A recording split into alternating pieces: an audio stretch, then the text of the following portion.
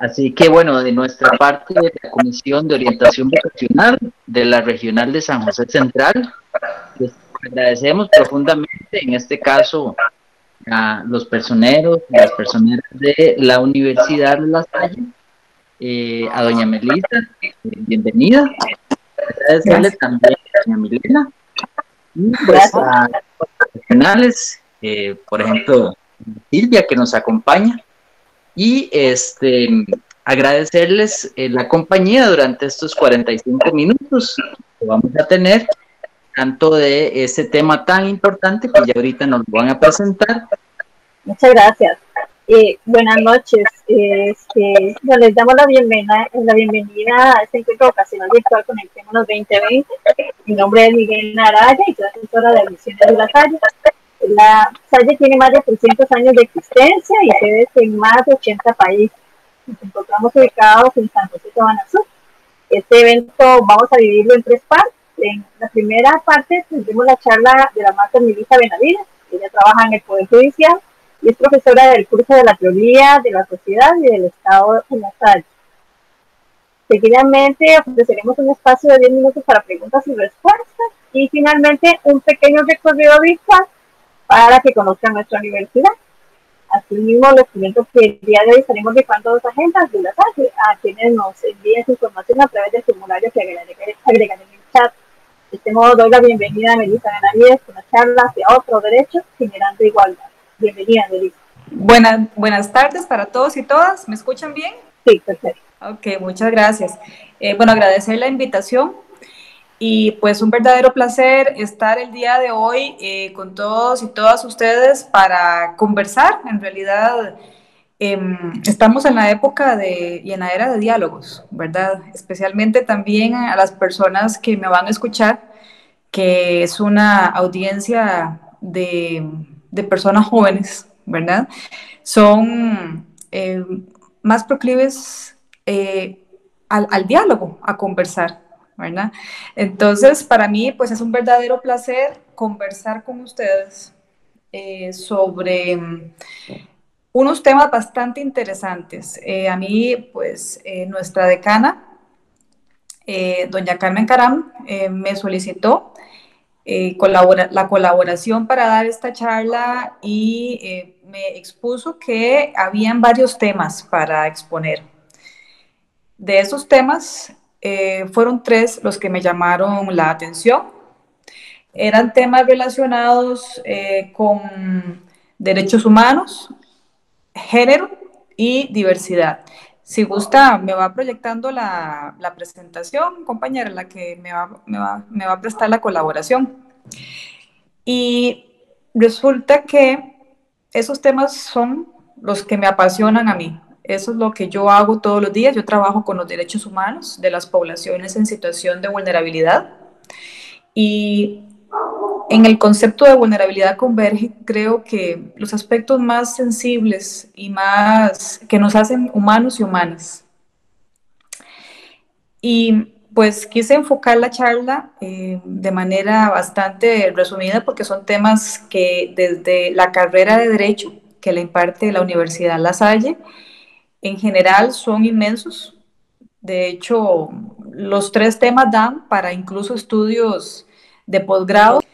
Bueno, como les decía, pues la charla la he nombrado hacia otro derecho, generando la igualdad, en nombre de, bueno, los ideales que tiene la disciplina jurídica, el derecho, y también en nombre de los ideales que tienen las personas jóvenes, de las personas que están buscando su lugar en el mundo, qué es lo que quieren hacer en esta etapa de la vida, que corresponde tomar decisiones que nos van a determinar por el resto de los días, que van a ser estudiar una carrera, dedicarnos a todas las posibilidades que da el derecho, ¿verdad? Porque el derecho no es solamente un litigio o litigar. El derecho también incluye ser una persona juzgadora, un juez o una jueza, implica ser también un fiscal o una fiscala, la defensa pública, y pues implica también dar asesorías, ¿verdad? No sé, a consejos municipales, a órganos de distinta índole.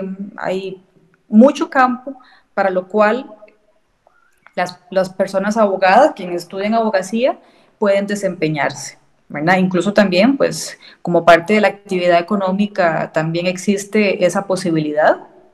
Entonces, el derecho es una carrera con bastante flexibilidad. No obstante, para llegar a ser abogado o abogada, o llegar a ser una persona profesional en derecho, tenemos un recorrido sobre muchos aspectos de la carrera y pues hay que ver en bastante amplitud de diferentes formas esto que llaman las relaciones sociales y cómo hemos llegado con el derecho para vivir en paz, por decirlo en palabras sencillas. Entonces, una de las grandes demandas que hemos escuchado en las noticias y que hemos escuchado en la generalidad es cómo ha crecido la desigualdad. El derecho no es una disciplina ajena a ese concepto. De hecho, la igualdad es uno de los presupuestos básicos, fundacionales, sobre los cuales descansa la justicia, sobre los cuales descansa el derecho. Y lo estudiamos desde muchas formas. En este sentido, como les dije, voy a abordarlo desde tres aristas, por decirlo así, desde tres lugares: la igualdad y para que ustedes vean la maravilla de lo que es la ciencia jurídica y cómo es un reflejo de valores o de aspectos que están intrínsecos en nosotras. ¿Me pasa por favor la siguiente? Ya. ¿Iguales entre quién? ¿Perdón? ¿Iguales entre quién? Ah, no, sería tres grandes temas, sería la segunda slide, la segunda. Exacto. Entonces, bueno, se va a dividir en tres grandes temas. Por un lado tenemos lo que conocemos como los derechos humanos, que yo lo visualizo como un vehículo, ya les voy a explicar por qué. Tenemos también una arista de género, que es algo muy importante para efectos de entender las relaciones sociales o una forma de entender las relaciones sociales, y lo he denominado un método. Y como resultado tenemos la diversidad, que es lo que nos vamos a encontrar cuando nos ponemos los lentes, ¿verdad?, del género. Como les decía, voy por la tercera slide. La igualdad es uno de los principales ideales que persigue el derecho y se estudia desde muchas formas y se ha abordado incluso desde muchísimas disciplinas, además de la jurídica, como la filosofía, como la economía. La economía busca siempre nivelar también los recursos entre las personas, la riqueza. La estudian muchas disciplinas y nosotros en el derecho lo que hacemos es buscar el ideal de igualdad y de justicia desde muchos lugares.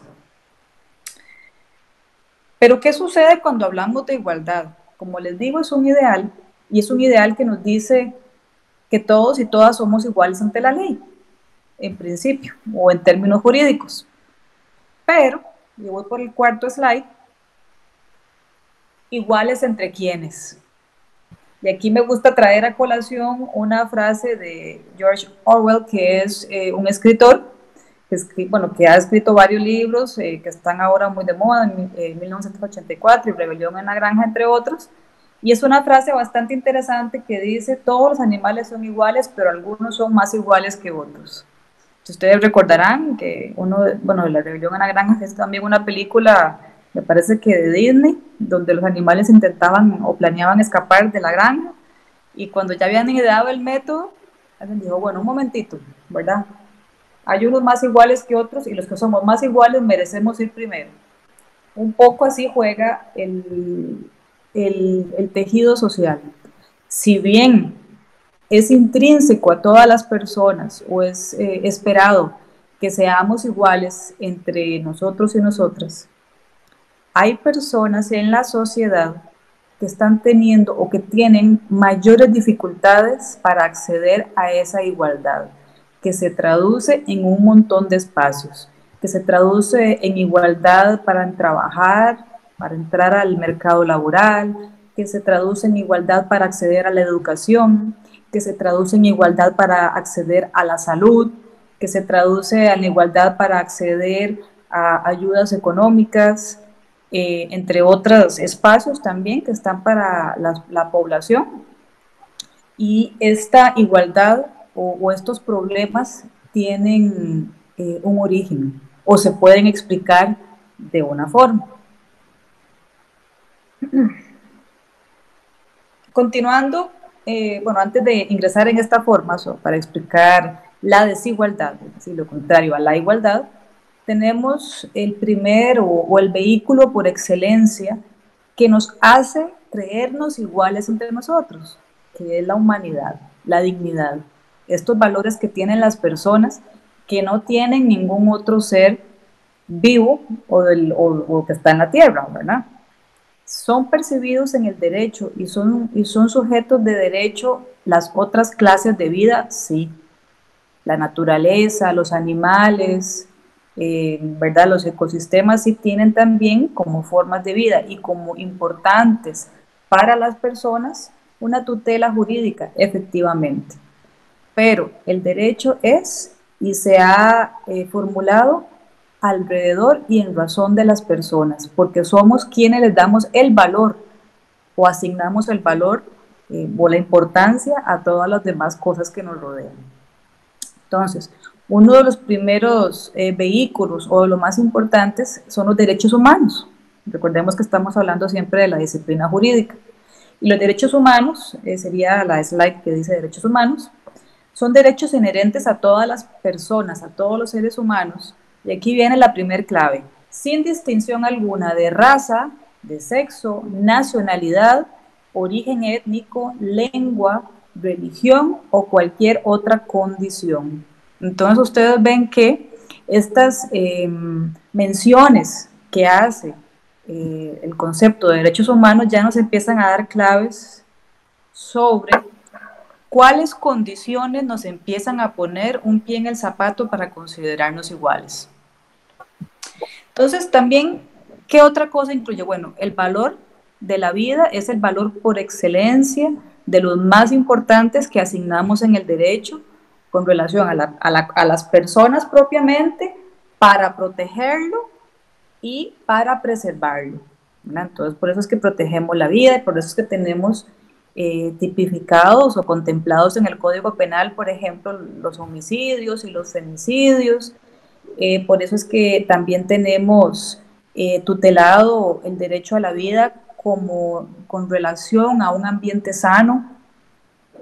Entonces también por eso cuidamos la naturaleza, porque es parte de nuestra vida, o comer alimentos de calidad, la seguridad alimentaria, eso también es parte de la preservación y del derecho a la vida. Otro valor es la libertad fundamental en todas sus variantes, la libertad de tránsito, la libertad de expresión, la libertad de autodeterminación, que tiene muchas normas relacionadas a este valor, y por ello, y por ende, pues no estar sometido a torturas ni a tratos denigrantes, porque eso atenta también con el valor que hablábamos inicialmente, que nos diferencia del resto de los tipos de vida, que es la dignidad y la humanidad.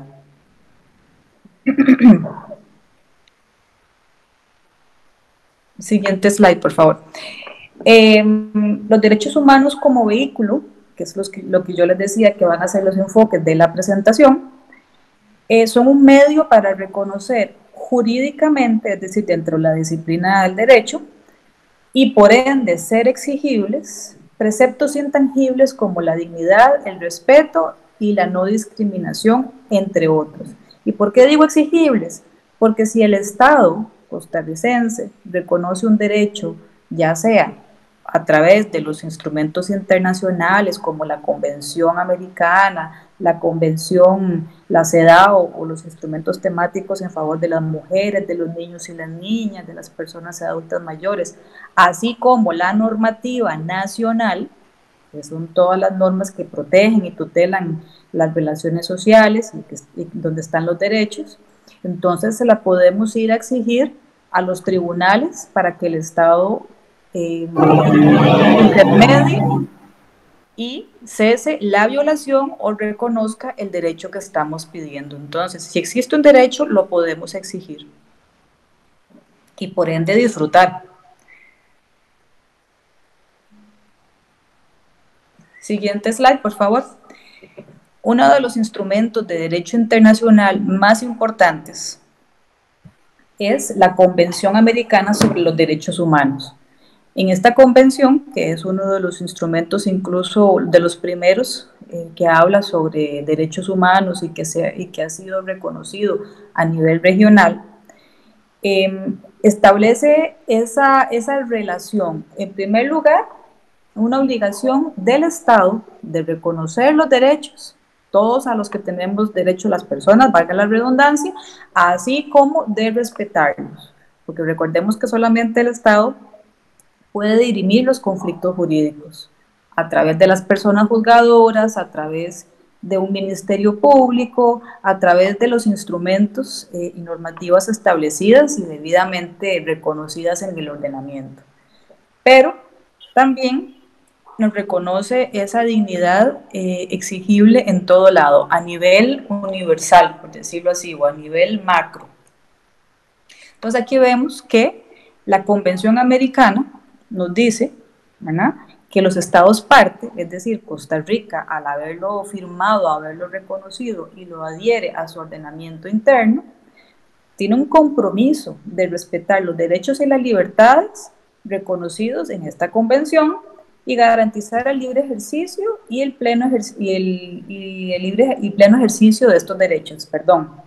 De aquí viene también el otro truco.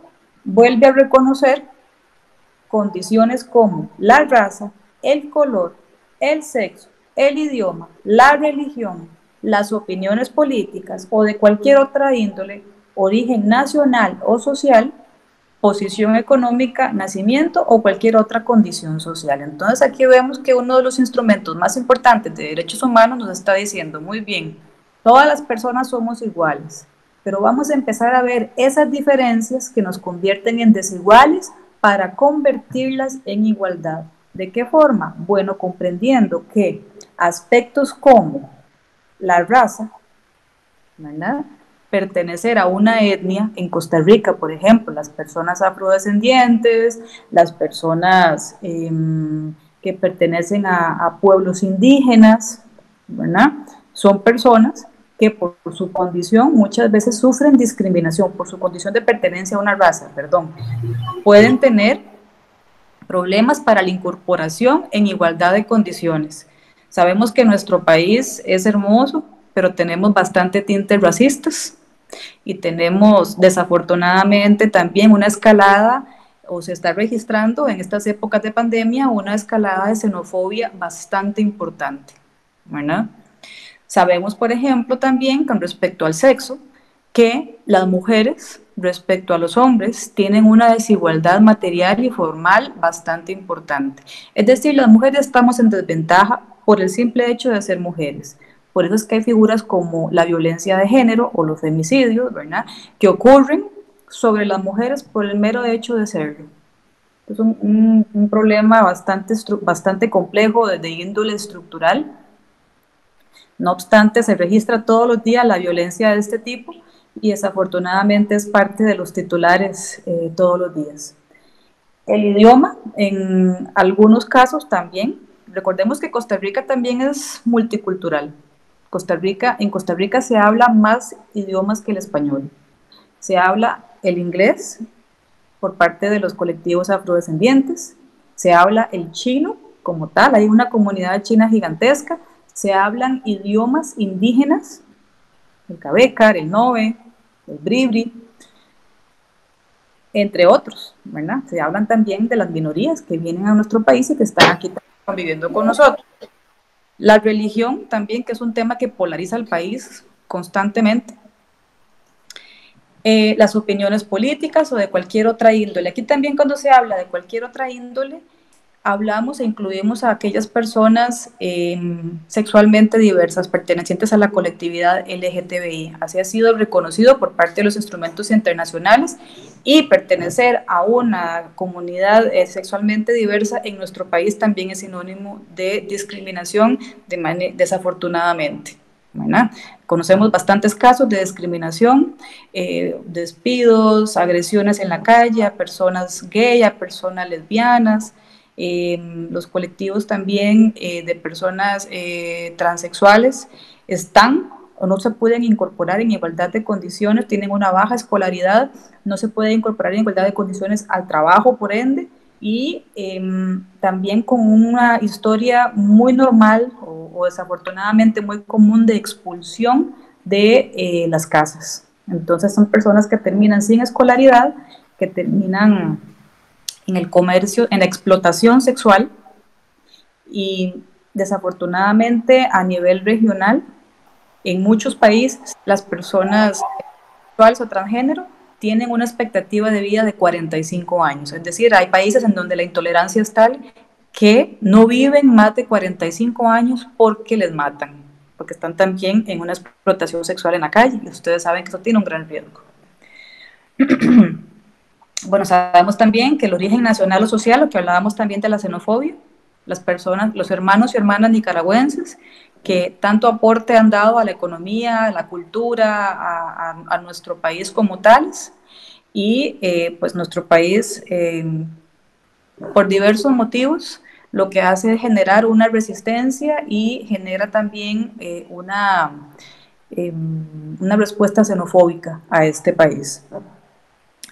Y la posición social, sabemos que la pobreza es el condimento para sazonar, decirlo así de manera un poco caricaturesca, cualquier condición de vulnerabilidad. Si usted es una persona, una mujer de pobre, ya tiene una fórmula para estar excluida de cualquier espacio social. Si usted es una persona sexualmente diversa y además pobre, lo mismo. Si usted es una persona migrante o apátrida, pobre, también. Eso acentúa cualquier vulnerabilidad, haciendo incluso más evidente y más grosera la desigualdad. Entonces, ustedes ven también cómo hay unas personas más iguales que otras. La siguiente slide. Uno de los métodos para empezar a visibilizar esta desigualdad es el género. El género, más allá de lo que se entienda socialmente, tiene un gran respaldo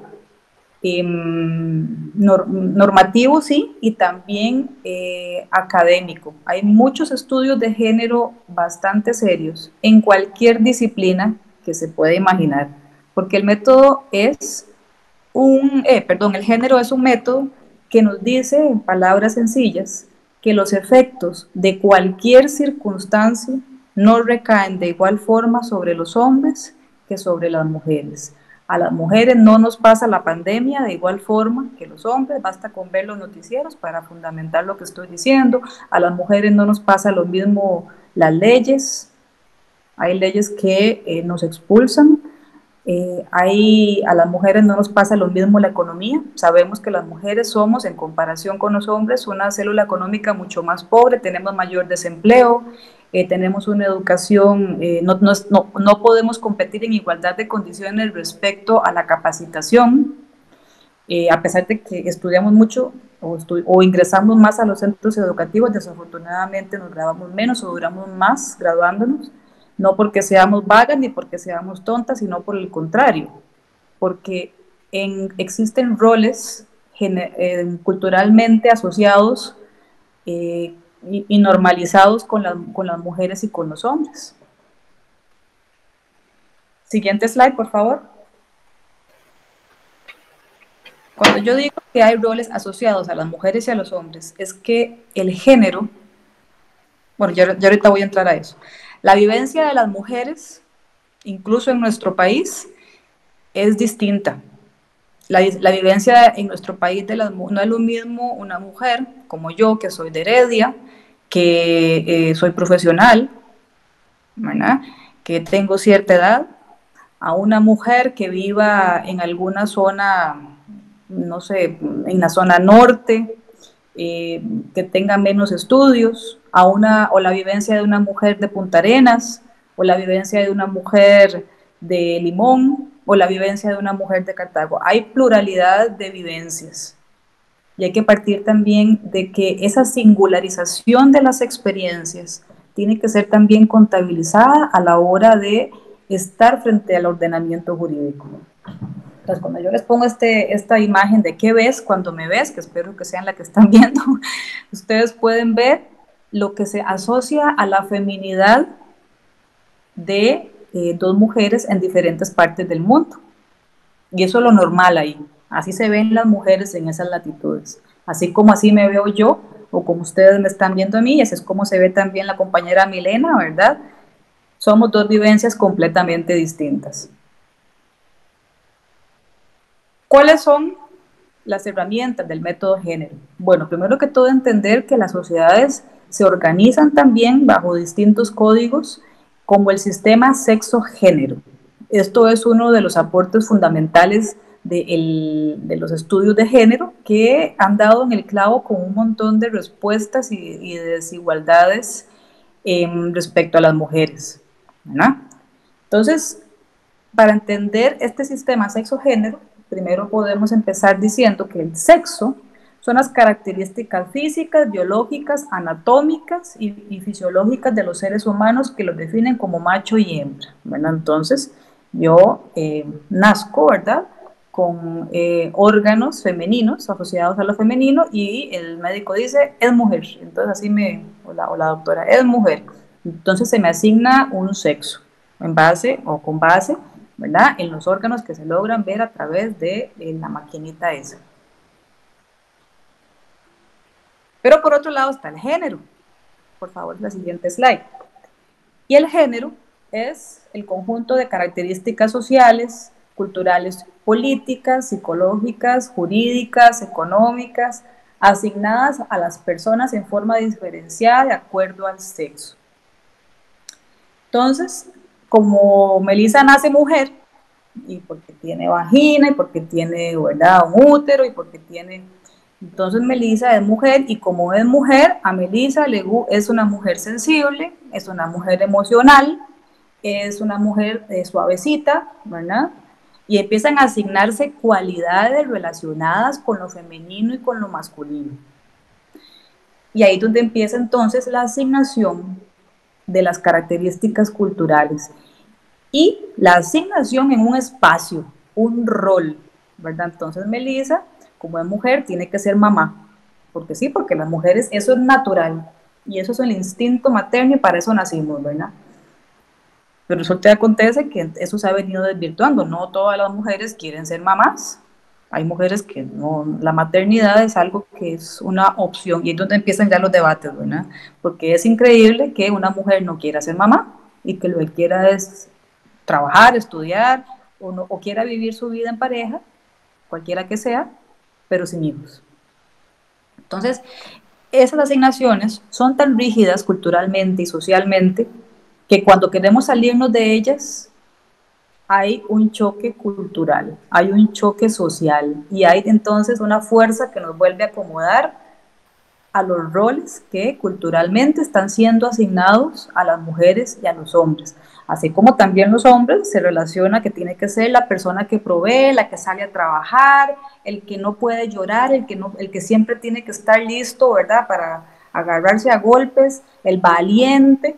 Este tipo de cualidades, y estoy hablando de generalidades costarricenses, pero si nos vamos a otro país, probablemente haya un denominador común, pero también hay otras asignaciones que culturalmente corresponden a los hombres en esa latitud. Entonces, el sistema sexo-género está en todas las sociedades, y es donde explica, desafortunadamente, ¿verdad?, o donde empieza a explicarse también las desigualdades. ¿Por qué? Porque si las mujeres, bueno, no es coincidencia entonces que la mayor parte de los hogares costarricenses estén, o sea, una mujer la que esté al frente, ¿verdad? por diversos motivos, ¿verdad? Pero no obstante, es la mujer la que queda a cargo de los hijos y de las hijas y con todo lo que eso implica, a pesar de que hay figuras jurídicas que hablan de la custodia compartida, que pueden estar viviendo en ambos lados. Lo cierto es que el encargo social de la maternidad es un encargo que cuesta mucho que las mujeres podamos liberarnos porque se cree que es natural. Se cree que las mujeres podemos parir y podemos criar a los hijos y las hijas y también podemos trabajar y estudiar, como si no tuviéramos un límite físico, como si no tuviéramos un límite mental, ¿verdad? Como si para estudiar no se ocupara tranquilidad. Bueno, ahora que estamos las mujeres en teletrabajo, también pueden contar una historia distinta. Pueden contar que ahora trabajan en labores domésticas y en labores de cuidado mayor hora y al mismo tiempo que las labores de trabajo remunerado, ¿verdad? Entonces, eso también empieza a explicar por qué las mujeres con estos mandatos de cuidado y de trabajo doméstico se empiezan a quedar rezagadas respecto a los hombres que no tienen tan fuerte esos mandatos. No quiero decir que las nuevas masculinidades o las paternidades modernas ahora quieran vincularse más. Sí, eso está perfecto.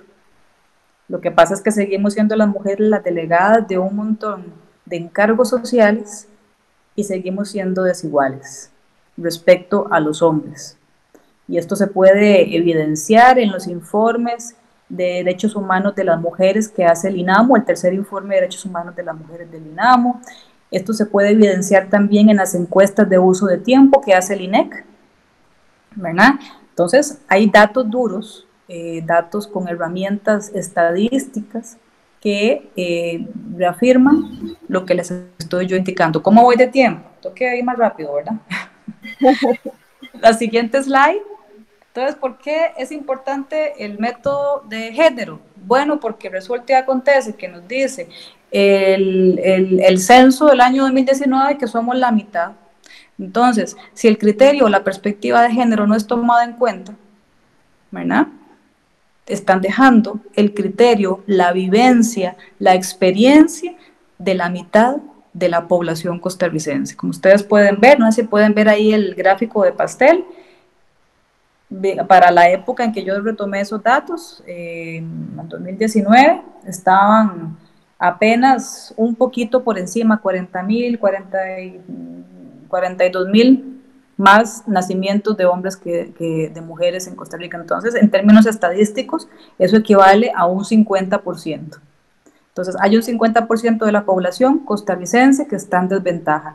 Y eso se refleja en los números, en las contabilidades económicas, y ahí es donde empieza la pobreza, cuando ustedes pueden ver quiénes están en extrema pobreza, quiénes están en una línea o se han empobrecido, podrán ver que en un conteo con perspectiva de género siempre saldrán las mujeres siempre en mayor o franca desventaja.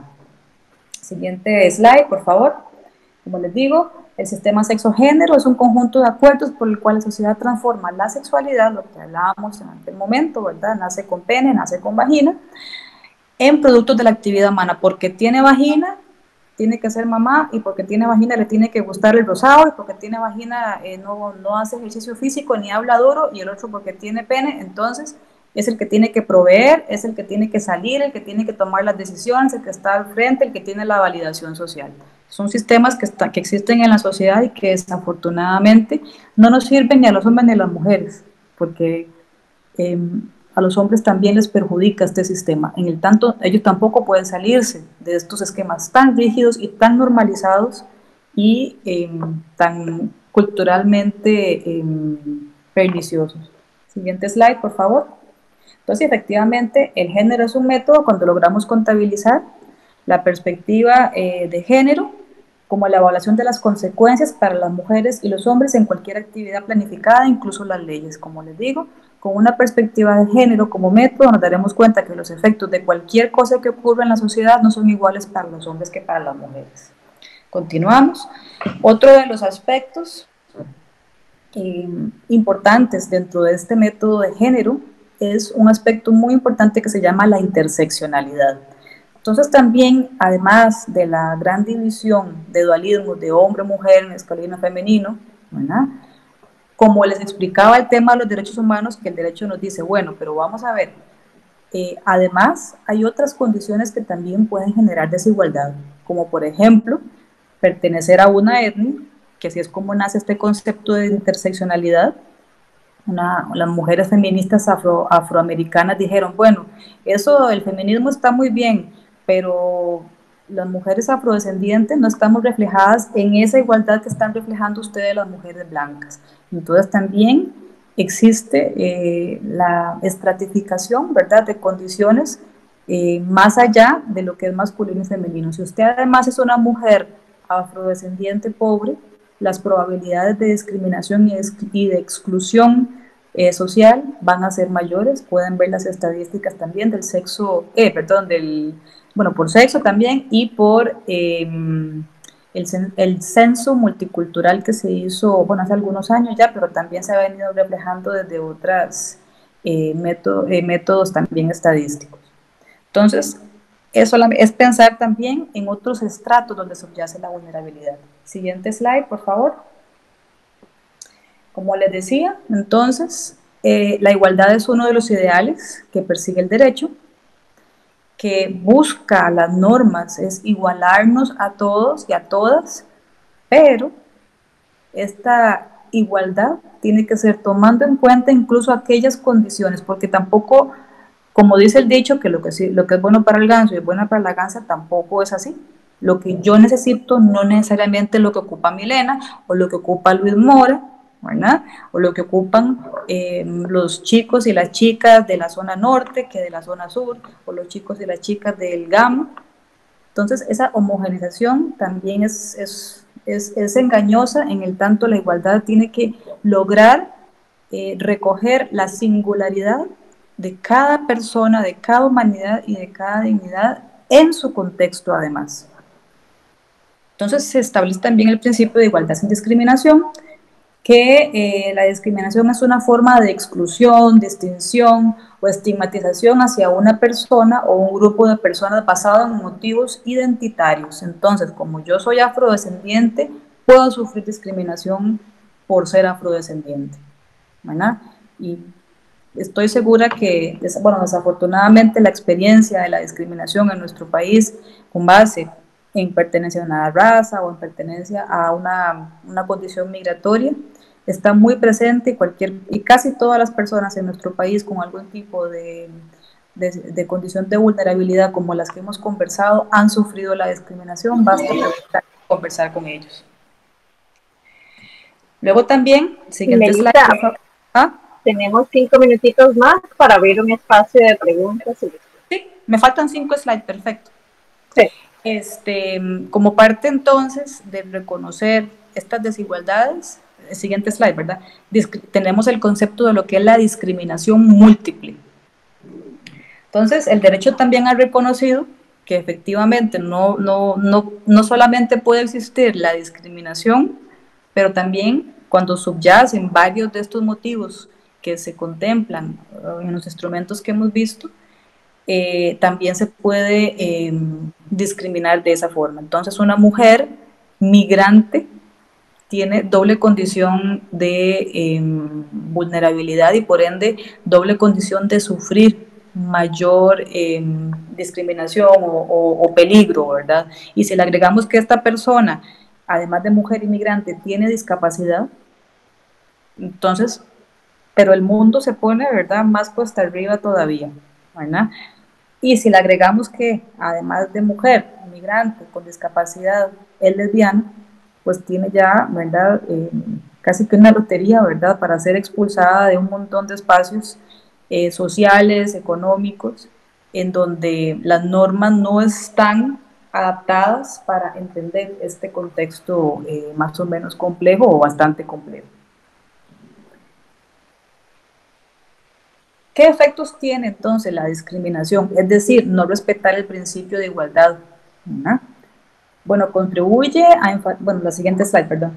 Efectos de la discriminación, contribuye a enfatizar y radicalizar con cierta diferenciación entre lo mismo, idéntico, símil y lo otro, ¿verdad? Entonces hay que tener mucho cuidado con esos discursos xenófobos, esos discursos respecto a los hermanos y hermanas extranjeras, porque definitivamente estamos propagando un discurso de discriminación injusto.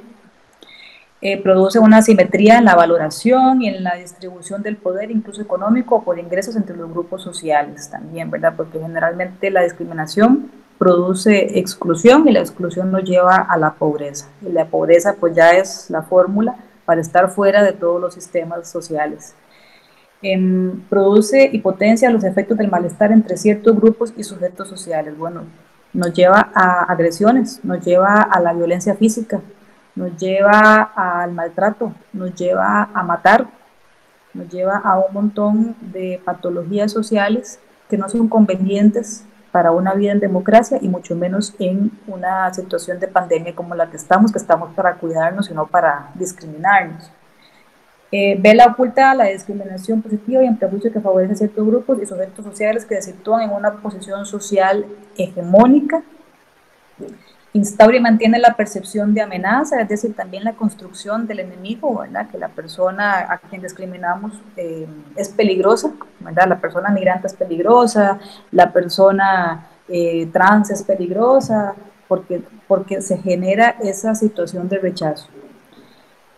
Articula esta amenaza con un otro social identificado con la función de causa o fuente de la amenaza, es decir, se le pone una cara al enemigo social. Siguiente slide, por favor. Y por último, ¿verdad? Vamos a hablar de lo que es la diversidad como un resultado. Cuando logramos entender que la igualdad, ¿verdad?, es la aspiración a la cual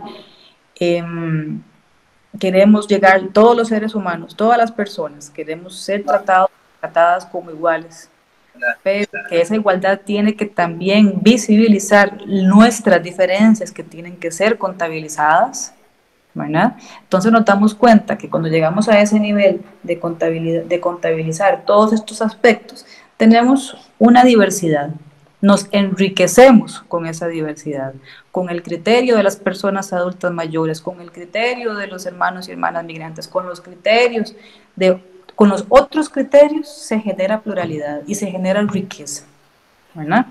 Entonces, la Constitución Política tuvo una reforma muy importante en el año 2015 que reconocía, y en el artículo 1, o sea, es el primero que vamos a leer cuando leemos nuestra Carta Magna, que Costa Rica es una república democrática, sabemos la democracia perfectamente porque la aprendemos en el colegio, sabemos la importancia de votar y la importancia de manifestarnos y de poder hablar, libre, porque sabemos que no somos un país autónomo, un país independiente,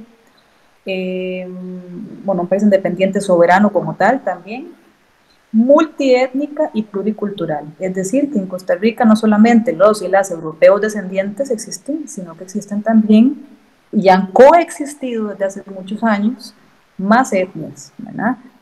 Como de nuevo los hermanos afrocaribeños, los hermanos chinos y chinas, que también tienen muchos años de estar en nuestro país, bueno, los primeros habitantes de Costa Rica, que son los pueblos indígenas, ¿verdad?, a quienes también debemos bastante de nuestra cultura y bastante del cuidado de la biodiversidad y también de quien tenemos mucho que aprender, y pluricultural, es decir, que existen muchas culturas y eso es importante conocerlo porque también de las culturas vienen los criterios y de los criterios vienen entonces las formas y que no hay una cultura por encima de la otra, no hay una más importante, no hay una más hegemónica, sino que todas las que existen tienen derecho a existir.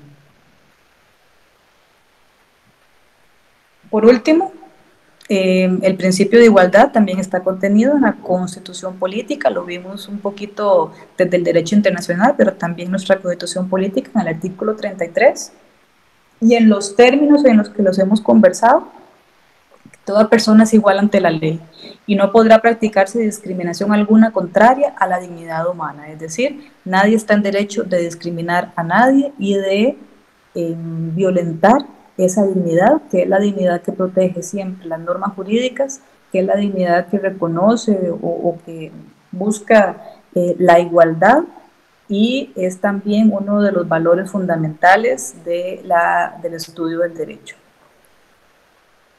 Bueno, la igualdad, y ya la última slide. Les doy las gracias por este ratito que me escucharon. Espero no haberles aburrido y espero también haberles interesado en el estudio del derecho. Así que, como les dijo la compañera, que yo soy profesora del curso de Teoría de la Sociedad y el Estado, entonces espero a quienes están escuchando verlos y que me den el honor de ser su profesora para conocerles y para que creemos o hagamos del derecho una disciplina que alcance ese fantástico ideal que es la igualdad. Muchas gracias. Básicamente agradecerles a la universidad, a la señora Melissa Benavides, por compartir este tema tan actual de una vivencia que tenemos todos los días, y que para los estudiantes también esta nueva perspectiva debe ser asumida como una forma de vida. Queremos darles gracias por darnos este tema, ¿verdad? Porque no todas las personas o todas las universidades nos ofrecen tanta variedad. Entonces, de parte de la Comisión de Orientación Vocacional, la Regional de San José Central, agradecerles profundamente. Les recuerdo que esta grabación va a ser reproducida posteriormente, por lo que si alguna persona pues tiene conocidos o conocidas a las cuales pueden recomendar la grabación, estudiantes, por ejemplo, docentes, podemos hacerlo.